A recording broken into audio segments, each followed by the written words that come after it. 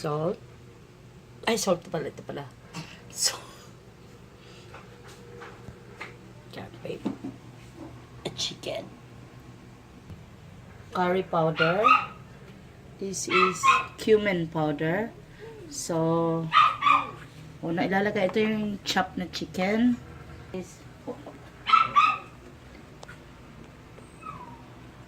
Garlic. And salt.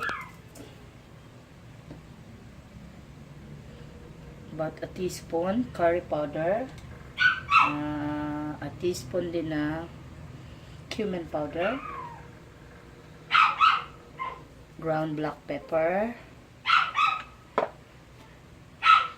And mix. Ready for basic chicken marinade.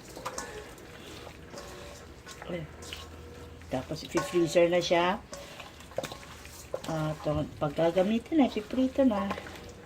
Ready to deep fried na siya. Pwede din siyang i-breading na.